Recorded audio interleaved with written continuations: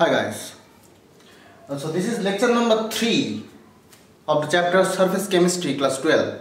Class 12 এর surface কেমিস্ট্রির আগের যে লেকচারটাতে আমরা কি আলোচনা করলাম, আগের লেকচারটাতে আমরা আলোচনা করেছি মানে লেকচার নাম্বার 2। আমি খুব ফাস্ট বলেছি, ওখানে একটু আন্ডারস্ট্যান্ডিং এর প্রবলেম হতে পারে because the battery of my camera was very low. তো ব্যাটারিটা খুব কম এসেছিলো বলে আমাকে ওই সার্টেন টাইমের মধ্যে শেষ করতে হতো, এই জন্য আমি খুব ফাস্ট বলেছি। তো আমি লেকচার নাম্বার 3-তে লেকচার নাম্বার 2 এর ওই লাস্ট এনার্জেটিক্স পার্টটা আরেকবার একটু বলে দিয়ে লেকচার নাম্বার 3টাতে যাব। তো লেকচার নাম্বার 3 এর যে মেন অবজেক্টিভ সেটা হচ্ছে types of absorption and characteristics of each type. প্রত্যেকটা টাইপের বৈশিষ্ট্য আমরা একটু দেখব, খুব কেয়ারফুলি বুঝতে হবে। সারফেস কেমিস্ট্রি চ্যাপ্টারটা নিউমেরিক্যাল প্রবলেম জেনারেলি থাকে না, কিন্তু প্রচণ্ড আন্ডারস্ট্যান্ডিংয়ের জায়গা রয়েছে, কনসেপচুয়াল জায়গা প্রচুর রয়েছে। খুব ভালো করে পড়তে হবে, বুঝতে হবে। আর আমার এই লেকচারটা শোনার পর তোমাদেরকে কিন্তু অবশ্যই বই থেকে একবার দেখতে হবে। আমি যেটা বলছিলাম লেকচার 2 এর লাস্ট পার্টটা আমি এখানে একটু কন্টিনিউ করে আমি লেকচার 3-তে ঢুকবো। তো যেটা আমি বলছিলাম যে এনার্জেটিক্স অফ অ্যাবজর্পশন তাকে আমি বলছিলাম কি বলেছিলাম যে del G for any spontaneous process, spontaneous মানে স্বতঃস্ফূর্ত, কোনো একটা স্বতঃস্ফূর্ত পদ্ধতির ডেল জি মানে ফ্রি এনার্জি চেঞ্জ সবসময় নেগেটিভ হবে, যেটা আমরা থার্মোডাইনামিক্স থেকে জেনে এসেছি। সো ডেল জিটা negative.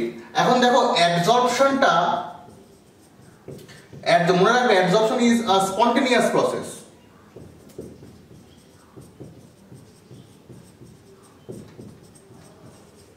Absorption is a spontaneous process, অর্থাৎ অ্যাবজর্পশন কিন্তু স্বতঃস্ফূর্তভাবে হয়।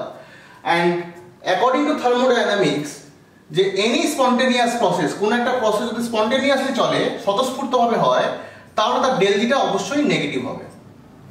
ডেল জি অবশ্যই নেগেটিভ হবে। তাহলে আমাকে, তার মানে অ্যাবজর্পশন প্রসেসের ডেল জিটা নেগেটিভ, আমরা এটা বুঝে গেছি। এবার আমাকে সেটা জাস্টিফিকেশন দিতে হবে যে কি করে ডেল জিটা নেগেটিভ হচ্ছে, how it is possible for del G to be negative for an absorption process. একটা অ্যাবজর্পশনের জন্য ডেল জিটা কি করে নেগেটিভ হচ্ছে আমাকে সেটা মেলাতে হবে। আমরা জানি যে অটোমেটিক্যালি হচ্ছে মানে ডেল জি নেগেটিভ, এটা বুঝতে পারছি, বাট আমাকে এবার এক্সপ্লানেশন দিতে হবে যে ডেল জিটা কেন নেগেটিভ হচ্ছে। খেয়াল করে দেখো, del G is the combination of delta H and T delta S. Del জিটা হচ্ছে ডেল্টা এইচ এবং টি ডেল্টা এস এর কম্বিনেশন, তাই তো? এখন এই ডেল্টা এইচটা হচ্ছে কতগুলো পয়েন্ট মনে রাখবে। এই ডেল্টা এইচটা হচ্ছে নেগেটিভ ফর অ্যাবজর্পশন। যেখানে কোনো বন্ড ফরমেশনের ব্যাপার স্যাপার থাকবে বা অ্যাসোসিয়েশন থাকবে, সেখানে ডেল্টা এইচটা নেগেটিভই হবে। এখানে ডেল্টা এইচ নেগেটিভ হওয়ার আরও একটা কারণ বলি, সেটা হচ্ছে আমি বলেছিলাম যে সারফেস এনার্জি ডিক্রিজ করছে, বিকজ সারফেসটা খুব অ্যাক্টিভ। যখন সারফেসে অ্যাবজর্পশন হচ্ছে তখন সারফেস এনার্জিটা কমে যাচ্ছে, অ্যান্ড সেই ডিক্রিজ সারফেস এনার্জি মানে রেসিডুয়াল এনার্জি কমে যাওয়ার জন্য, অ্যান্ড সেই ডিক্রিজ সারফেস এনার্জিটা এনার্জিতে কনভার্ট হচ্ছে, যে কারণে তোমার অ্যাবজর্পশনটা সবসময়ের জন্য একটা এক্সোথার্মিক প্রসেস। অ্যাবজর্পশনের সময় সবসময় কিছু না কিছু হিট ইভলভ হবে। সেই জন্যই বলা হয় ডেল্টা এইচটা ফর, যেহেতু অ্যাবজর্পশনের সময় হিট রিলিজ করে, সেই জন্য ডেল্টা এইচটা নেগেটিভ ফর অ্যাবজর্পশন। ক্লিয়ার? কেন বললাম ডেল্টা এইচটা কেন negative? Because during absorption surface energy decrease করে। সারফেস এনার্জি ডিক্রিজ করছে মানে সেই এনার্জিটা কিসে কনভার্ট হচ্ছে? হিটে কনভার্ট হচ্ছে। তাহলে হিটে কনভার্ট হওয়া মানে অ্যাবজর্পশনের সময় হিট রিলিজ করছে, এক্সোথার্মিক প্রসেস। আর এক্সোথার্মিক প্রসেসে ডেল্টা এইচটাকে আমরা নেগেটিভ দিয়ে ডিনোট করি। তো অ্যাবজর্পশনের জন্য delta H is always negative. Clear? Now T for temperature and delta S. Delta S হচ্ছে change in entropy. Change in entropy. এখন মনে রাখবে এই ডেল্টা এসটা পজিটিভ হয় কখন? যখন কোনো র্যান্ডম প্রসেস মানে বিশৃঙ্খলা সৃষ্টি হয়। For delta S is positive for any kind of randomness. যত র্যান্ডমনেস বাড়বে মানে বিশৃঙ্খলা বাড়বে, তত ডেল্টা এস তোমার পজিটিভ হবে। ক্লিয়ার? তো ডেল্টা এস ইজ পজিটিভ কার জন্য? ফর এনি র্যান্ডম প্রসেসেস বা randomness in the system. Randomness in the system. Clear? যত বেশি র্যান্ডমনেস বাড়বে তত বেশি পজিটিভনেস বাড়বে। আচ্ছা, ডেল্টা এস এর সঙ্গে স্পন্টেনিটির একটা সম্পর্ক আছে। ডেল্টা এস এর সঙ্গেও এই স্পন্টেনিটি যেমন ডেলজির সঙ্গে সম্পর্ক আছে, তেমনই ডেল্টা এস এর সঙ্গেও স্পন্টেনিয়াস প্রসেসের সম্পর্ক আছে। কি সম্পর্ক? ডেল্টা এস যত কোনো একটা প্রসেসের বা কোনো স্পন্টেনিয়াস প্রসেস মানে কোনো স্বতঃস্ফূর্ত পদ্ধতি, এনি স্পন্টেনিয়াস প্রসেস, এদের ক্ষেত্রেও ডেল্টা এসটা সবসময় কিন্তু পজিটিভই হয়। যে কোনো স্বতঃস্ফূর্ত পদ্ধতিতে ডেল্টা এসটা সবসময় পজিটিভই হবে। এখন দেখো এখানে দুটো জিনিস ক্ল্যাশ করছে একরকম। কিরকম?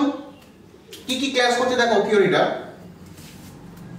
অ্যাডসর্পশন তোমার একটা স্পন্টেনিয়াস প্রসেস, অ্যাডসর্পশন একটা তোমার স্পন্টেনিয়াস প্রসেস। তাহলে যেহেতু অ্যাডসর্পশন তোমার স্পন্টেনিয়াস প্রসেস, তাহলে আমরা ভাবতে পারি যে অ্যাডসর্পশনের জন্য ডেল্টা এসটা পজিটিভ হবে। এটা আমরা ভাবতে পারি, ভাবছি। ভাবা মানে যে সেটা বাস্তবে হবে তা কিন্তু নয়, আমি সেটা বলছি না। যেহেতু অ্যাডসর্পশন স্পন্টেনিয়াস, তাহলে আমি বলতে পারি যে ডেল্টা এসটা অ্যাডসর্পশনের জন্য পজিটিভ হবে।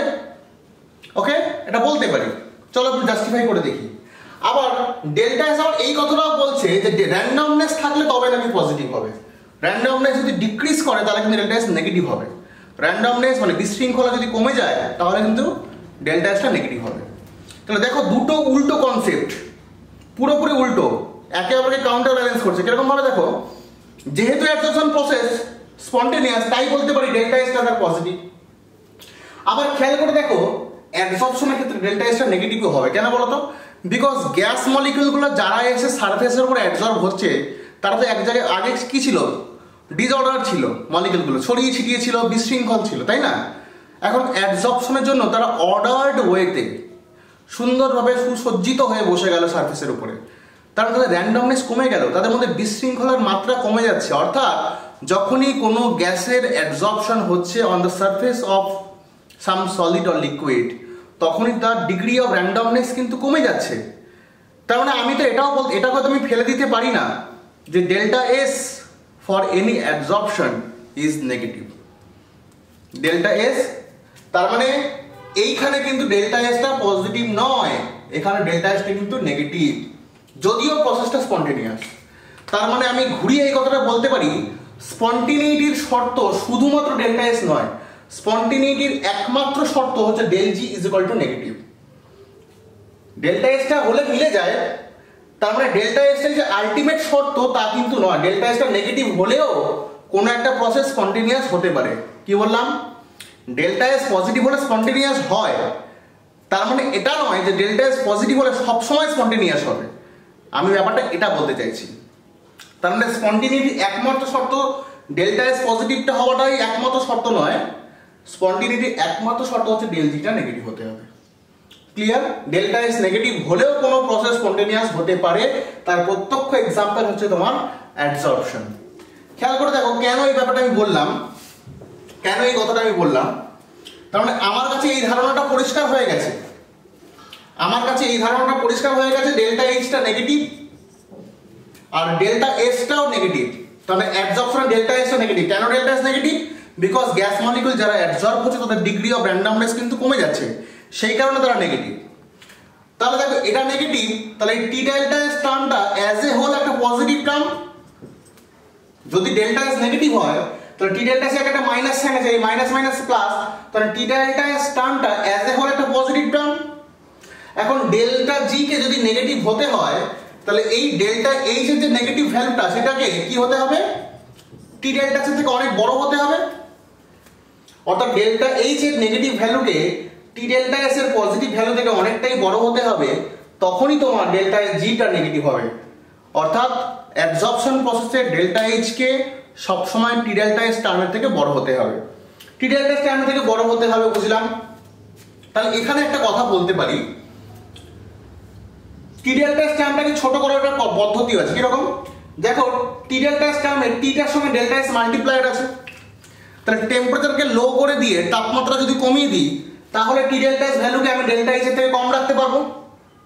যদি টেম্পারেচারকে আমরা ডিক্রিজ করে দিই তাহলে টি ডেল্টা এস টার্মটার ভ্যালুটা টি ডেল্টা এস টার্মটা ডেল্টা এইচ থেকে ছোট হয়ে যাবে, তাহলেও আমি কিন্তু ডেল্টা এইচ থেকে টি ডেল্টা এস কে আমি কম রাখতে পারবো। সুতরাং এই কথাটা এখান থেকে বলতেই পারি, generally physical type of adsorption, যেটা একটু পরে ক্যারেক্টারিস্টিকটা বলছি, জেনারেলি অ্যাডসর্পশনটা লোয়ার টেম্পারেচারে ফেভারেবল জেনারেলি, বিকজ টেম্পারেচার যত হাই হবে, আমি এখনো কিন্তু ক্লাসিফিকেশনে যাইনি, কেমিক্যাল অ্যাবজর্পশনের ক্ষেত্রে ব্যাপারটা উল্টো হবে, এটা মেনলি ফিজিক্যাল অ্যাবজর্পশনের কথাটা মাথায় রেখেই বলছি। জেনারেলি তাহলে কি বললাম, লোয়ার টেম্পারেচার অ্যাবজর্পশনটাকে ফেভার করে। যদি টেম্পারেচার বেশি করে তাহলে কি হবে, যদি টেম্পারেচার বাড়িয়ে দিই তাহলে কি হবে, টেম্পারেচার বাড়িয়ে দিলে টি ডেল্টা এস টার্মটা কি হবে, ডেল্টা এস কে ছাড়িয়ে চলে যাবে, অর্থাৎ টি ডেল্টা এস এর পজিটিভ ভ্যালুটা এর নেগেটিভ থেকে বেশি হয়ে যাবে, তখন অ্যাজ এ হোল রেজাল্টটা কি আসবে, আমার রেজাল্টটা পজিটিভ আসবে। রেজাল্ট যদি পজিটিভ আসে তাহলে কি হবে, ডেল জিটা আর নেগেটিভ থাকবে না, ডেল জিটা তখন পজিটিভ হয়ে যাবে। আর ডেল জি যদি পজিটিভ হয়ে যায় তাহলে কিন্তু অ্যাবজর্পশনটা হবে না, তখন উল্টোটা হবে। অ্যাবজর্পশনের উল্টো হচ্ছে ডিসঅর্পশন বা বিশোষণ। বুঝতে পারলাম তো? আচ্ছা, এরপর তাহলে এই লেকচারটা আমি খুব ফাস্ট বলেছিলাম, সেই কারণে আমি এই লেকচারের আরেকবার এটা বলে দিলাম, এখান থেকে প্রশ্ন আসে পরীক্ষায়। তো এখন যে পার্টটা লেকচার 3 এর যে মেন কনসার্ন, সেটা হচ্ছে আমার টাইপস অফ অ্যাবজর্পশন। দেখো, অ্যাবজর্পশনকে মেইনলি দুটো ভাগে ভাগ করা হয়েছে। কিরকম? একটাকে বলা হয় ফিজিক্যাল অ্যাবজর্পশন, ফিজিক্যাল অ্যাবজর্পশন, ভৌত অধিশোষণ বলা হয় এটাকে, বাংলায় বলা হয় ভৌত অধিশোষণ।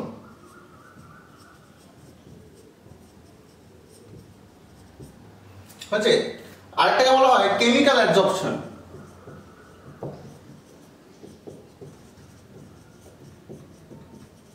এটাকে বলা হয় রাসায়নিক অধিশোষণ।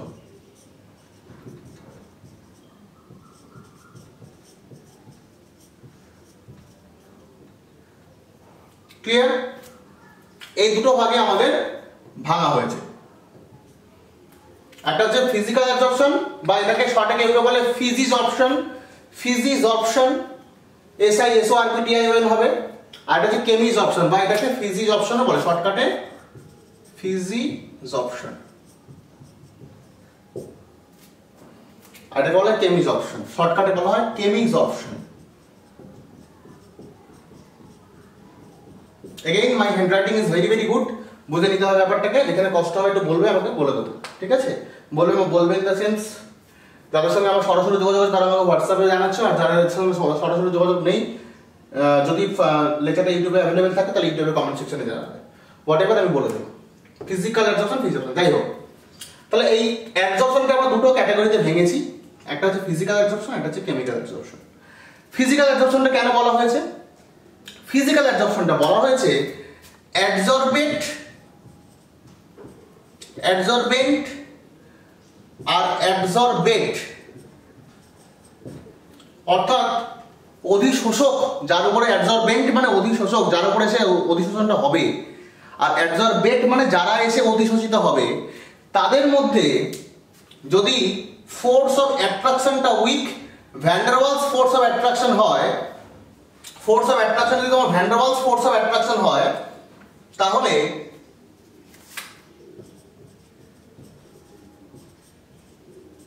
Van der Waals force of attraction হয়, তাহলে তাকে আমরা বলি ফিজিক্যাল অ্যাবজর্পশন। অর্থাৎ এই যে অধিশোষকের উপরে কোনো একটা অধিশোষিত পদার্থ, অর্থাৎ অ্যাবজর্বেন্টের উপরে এসে কোনো একটা অ্যাবজর্বেট, যে অ্যাবজর্পশন হলো, যার অ্যাবজর্বেন্ট অ্যান্ড অ্যাবজর্বেট, এদের মধ্যে যে অ্যাট্রাকশন ফোর্স ছিল, যে কারণে অ্যাবজর্পশনটা হলো, সেটা যদি কোনো van der Waals force of attraction হয়, মানে যেটা বলা হয় দুর্বল আকর্ষণী বল, উইক অ্যাট্রাকটিভ ফোর্স, সেটার কারণে যদি হয়, তাহলে তাকে আমরা বলবো ফিজিক্যাল অ্যাবজর্পশন বা ফিজিজর্পশন। বোঝা গেল ব্যাপারটা? আচ্ছা, আর কেমিক্যাল অ্যাবজর্পশন মানে কি? অ্যাবজর্পশনটা কেন হয়েছে? Because there is a bond, there is a chemical bond, it may be তোমার ionic bond, it may be a covalent bond, generally covalent bond. যদি কোনো কেমিক্যাল বন্ড ফর্মেশন হয় between the absorbate and absorbent, অর্থাৎ অধিশোষক এবং অধিশোষিত পদার্থের মধ্যে যদি রাসায়নিক বন্ধন তৈরি হয়, তাহলে যে ধরনের অ্যাবজর্পশন হয় তাকে আমরা বলি রাসায়নিক অধিশোষণ বা কেমিক্যাল অ্যাবজর্পশন। ক্লিয়ার? তাহলে কেমিক্যাল অ্যাবজর্পশনটা কি? এটা কেমিক্যাল অ্যাবজর্পশন কিসের জন্য হয়? Because of chemical bond between adsorbate and অ্যাডজর্বেন্ট। অর্থাৎ অ্যাডজর্বেন্ট এবং অ্যাডজর্বেন্টের মধ্যে যদি কোনো কেমিক্যাল বন্ড ফর্মেশন হয় তখনই তাকে আমরা বলবো কেমিক্যাল অ্যাডজর্পশন। এবার ফিজিক্যাল অ্যাডজর্পশন কেমিক্যাল অ্যাডজর্পশনের ব্যাপারটা বললাম। আরেকটা কথা এখানে বলার, এই ফিজিক্যাল অ্যাডজর্পশনটা জেনারেলি লোয়ার টেম্পারেচারে ফেভারড হয় কেন, সেগুলো আমরা বলতে গেলে আমরা এবারে আস্তে আস্তে ফিজিক্যাল অ্যাডজর্পশন আর কেমিক্যাল অ্যাডজর্পশনের কিছু ক্যারেক্টারিস্টিক্স বলবো। ক্যারেক্টারিস্টিক্স বললেই তুমি কিন্তু দুটোর মধ্যে যে ডিফারেন্স বুঝতে পারবে। এখান থেকে পার্থক্য দেয়, কখনো কখনো এনার্জেটিক্স এর কোশ্চেন দেয়, অনেক কোশ্চেন, এখান থেকে অনেক কোশ্চেন আছে, ঠিক আছে, বুঝতে হবে। তাই আমি প্রথমে ফিজিক্যাল অ্যাডজর্পশন একটু আলোচনা করি ডিটেলে, তারপরে কেমিক্যাল অ্যাডজর্পশন নিয়ে আলোচনা করবো।